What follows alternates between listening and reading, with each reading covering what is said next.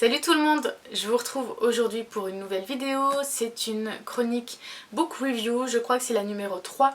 La numéro 2 concernait le tome 1 de Léviathan de Lionel Davout et je vous l'avais fait en début d'année, je crois peut-être bien au mois de mars. Je reviens aujourd'hui pour la troisième vidéo de ce genre et aujourd'hui je tiens à vous présenter le récit du demi-loup de Chloé Chevalier. Le tome 1 s'intitule Véridienne. Ce roman est paru je crois le 28 août. Chloé Chevalier est une jeune auteure, elle publie ici son premier roman. C'est un livre sur lequel elle travaille depuis une dizaine d'années et qu'elle avait initialement adapté en court-métrage puisqu'elle a fait un master de cinéma et que une partie de son temps est consacrée à tout ce qui est audiovisuel et cinéma.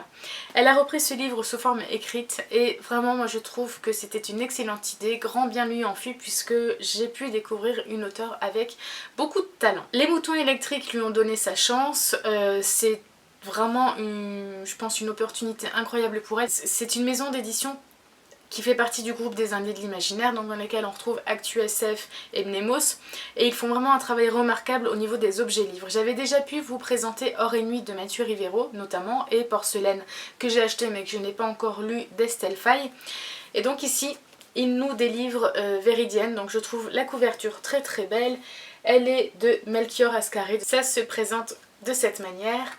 Et à l'intérieur, on va retrouver les deux symboles des deux royaumes principaux. Donc d'un côté les loups et de l'autre les chats. Au niveau de l'histoire, nous allons suivre le destin de 5 femmes depuis leur plus tendre enfance dans le royaume du demi-loup. On va suivre l'histoire de ces deux princesses et de leur suivante ainsi que du fils du roi. Je vais faire une brève aparté par rapport à l'univers qui est en place par Chloé Chevalier. En fait elle a créé un univers très simple mais original, c'est-à-dire que nous avons le royaume du demi-loup qui est séparé en deux. D'un côté il y a Véridienne et de l'autre il y a le domaine des Épaunas. Du côté du domaine des Épaunas a grandi Calvina et sa suivante Lutfield, et du domaine du royaume des loups a grandi Malvan avec ses suivantes Nercès et Catel. Il va y avoir des péripéties qui fait que les 5 jeunes filles vont se retrouver toutes ensemble et vont apprendre les intrigues de la cour, vont apprendre à grandir, à être éduquées en fusion, toutes les 5 tout le temps ensemble. On va suivre l'histoire depuis le point de vue des 3 suivantes. Alors il y a une chose qui est intéressante aussi dans ce roman, c'est que Chloé Chevalier a mis en place un monde dans lequel à chaque naissance d'héritier, le roi ou l'armée ou quelqu'un chargé de cette mission doit aller chercher dans le royaume une personne issue du même sexe et née le lendemain de la naissance de l'héritier.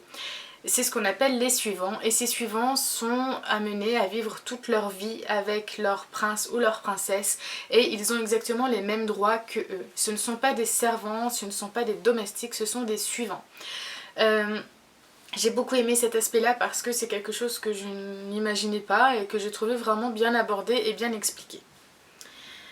On va découvrir donc l'histoire à travers différents styles. Donc il va y avoir le journal intime dans lequel on va régulièrement changer de point de vue entre les suivantes. Il y a également des missives qui sont envoyées entre les différents protagonistes que l'on découvre. Il y a des souvenirs, donc voilà, c'est vraiment très bien amené, c'est très rythmé du coup, je me suis vraiment pas ennuyée dans ce livre.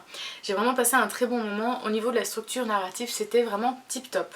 Le seul petit reproche cependant que j'ai à faire, et ce sera vraiment le seul reproche de l'ensemble de la vidéo, c'est que les noms des personnages qui prennent la parole ne sont pas annoncés en début de chapitre ou en début de paragraphe.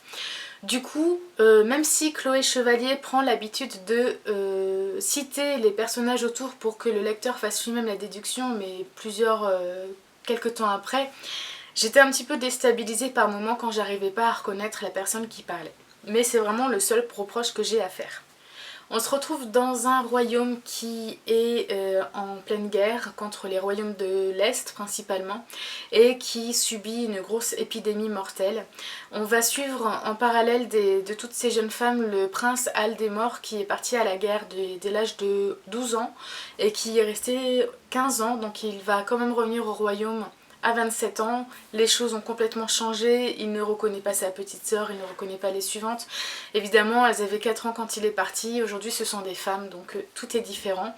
Il va y avoir par cet aspect-là un petit jeu de séduction entre le prince et certaines personnes du groupe.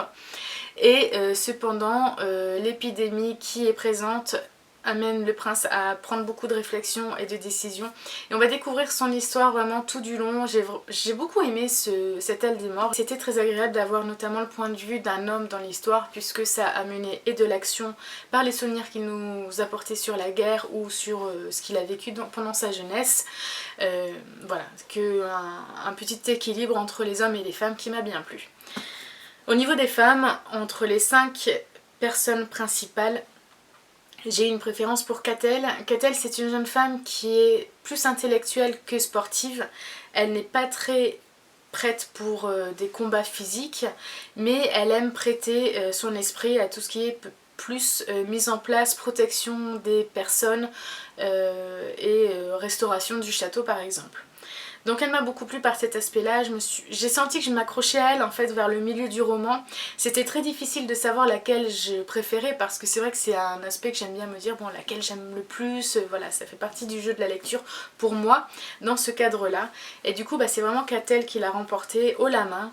Ensuite on a en servante, on a Nercès qui est donc l'autre suivante de Malvan. Et elle qui a une histoire particulière, assez touchante, mais voilà, elle reste un petit peu effacée. Au niveau de la suivante de Calvina, donc il s'agit de Lutfield, elle m'a carrément surprise, elle fait des choix, elle a eu des décisions à prendre qui m'ont étonnée, qui m'ont fait pousser quelques exclamations en pleine lecture et c'était sympa. Et je la trouve assez posée, mais je ne sais pas comment ça va se passer pour la suite par rapport à ce personnage. Enfin un petit mot par rapport aux 2 princesses principales sans vous spoiler. Malvan, elle est pas dangereuse mais elle aime le pouvoir et ça se voit.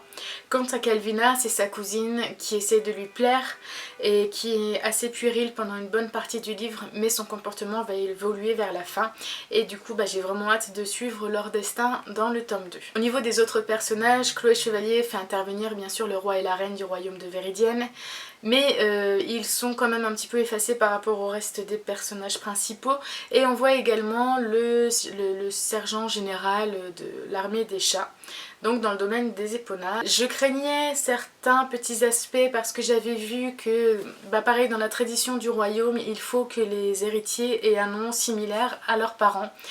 Donc soit à leur mère, soit à leur père. Par exemple, on a le roi Aldemar et le fils Aldemort. Et Calvina, son père s'appelait Caldamir. Donc voilà, j'avais un peu peur de me mélanger, du coup dès le début de ma lecture je me suis fait un genre d'arbre généalogique qui expliquait qui était qui, quel suivant appartenait entre guillemets à qui, et ça m'a beaucoup permis de m'immerger dans l'univers et de comprendre vraiment tout, voilà, un petit peu tous les aboutissants et de ne pas me mélanger dans les personnages, surtout puisque j'ai un peu une tête de Dory en général, je m'en patouille toujours, alors que là pas du tout. J'ai terminé ce livre il y a presque une semaine et je constate que les personnages sont toujours dans mon esprit et que j'ai vraiment, mais vraiment hâte de savoir ce qui va leur arriver parce que la fin, elle est juste géniale, tout s'accélère.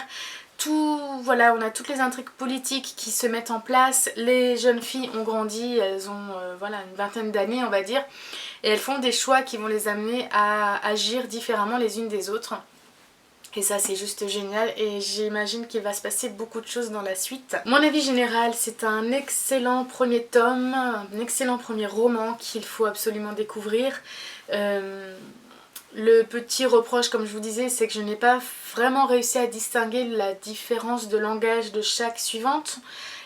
Mais je pense que, du moins c'est ce que je me le suis expliqué de cette façon, que c'est dû à leur éducation puisqu'elles ont toutes grandi ensemble et qu'elles ont eu les mêmes instructions, les mêmes instructeurs, et qu'en étant H24 ensemble, il y a forcément du mimétisme qui se met en place.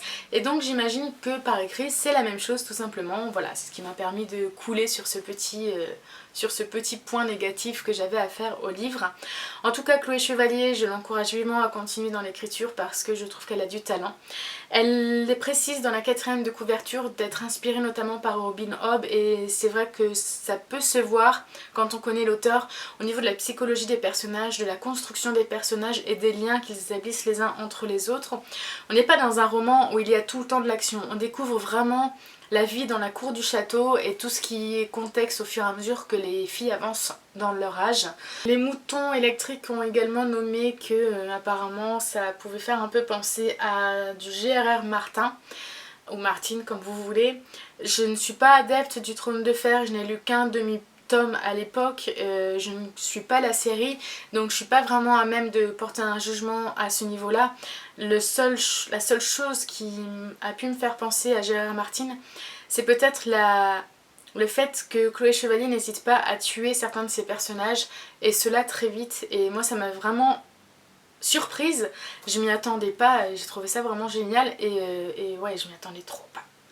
Voilà, en tout cas Véridiane est un roman que je vous recommande si vous aimez la fantasy, si vous êtes novice dans la fantasy également, puisque on est dans de la fantasy médiévale mais il n'y a à aucun moment des complications au niveau des termes utilisés par l'auteur.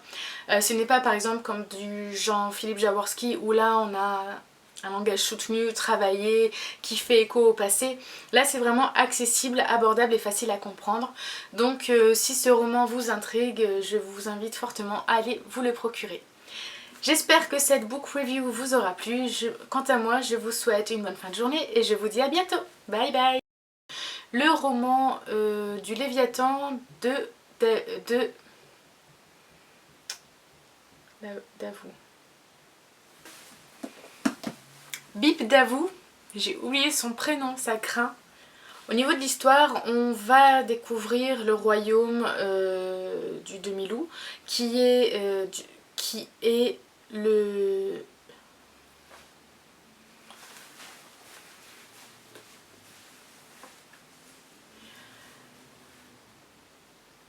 Je sais plus où j'en suis.